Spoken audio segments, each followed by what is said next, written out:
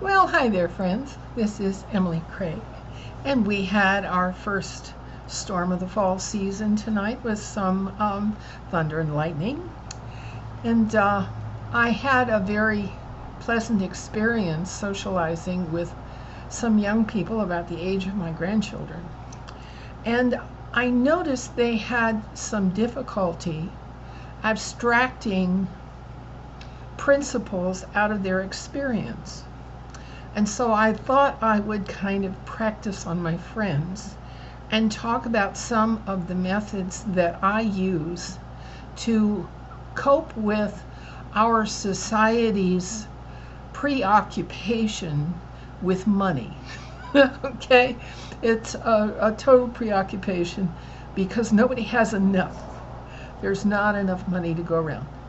And so I thought of three outlooks and attitudes that helps me, a retired person on a limited income, deal with the shop until you drop mentality. All right. The first is to adopt minimalism and abandon consumerism. All right. And how I do this is I shop occasionally and in quantities that I used to shop for a family, all right, except they last a lot longer. In minimalism, I don't keep or buy or get or obtain or take or accept anything I'm not using. All right, there's a couple of exceptions, and that's recyclable items that I'm collecting for somebody else. All right. The second thing that I am doing is I'm opting for a smaller living space. Okay. I'm a grandma who owned my own home and had a big home and a lot of stuff to take care of. And as I get more independent and less attached to things and become more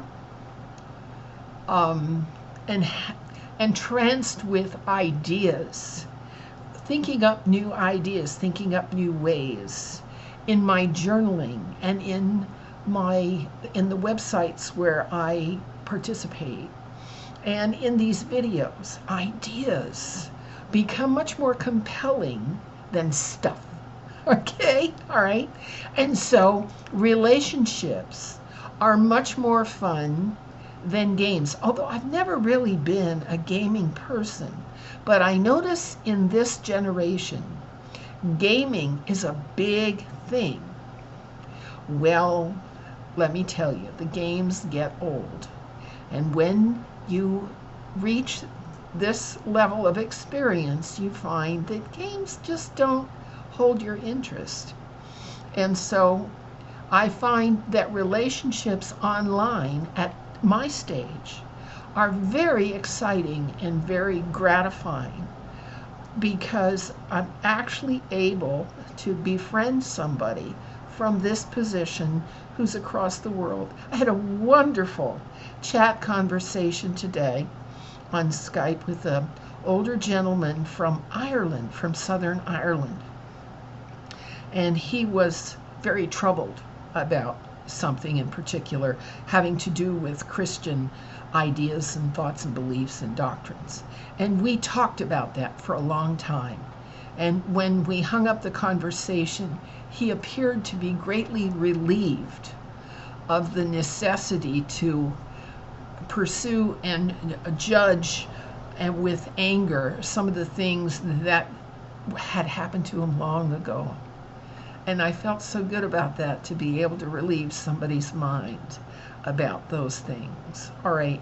So I guess what I'm saying is, as we progress our consciousness and as we raise our frequency to the higher dimensions, there is less of a dependence on things that you can buy what you purchase, what you have to find a place for and maintain and care for and clean and work around. Okay, and there's more of a joy in articulation and abstract ideas that you can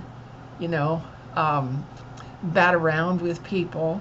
My conversation last night with those young folks was just so much fun because they crave a focus on abstractions that they didn't get in school. They crave to learn new words. They want to know about the holes in history and the subtle deceits and deceptions that come across in our media and internet and so on. So I just had a wonderful day, and I wanted to share it with you, my friends. And tomorrow they'll be around 5 o'clock. I'm meeting with another group of young people, and we're going to kick things around some more about parapsychology and UFOs and the Anunnaki and the treaties and all of that. And so you're welcome to join us when I get the podcast up. And I just wanted to say hello, and I hope you had a wonderful Saturday. Thank you. See you.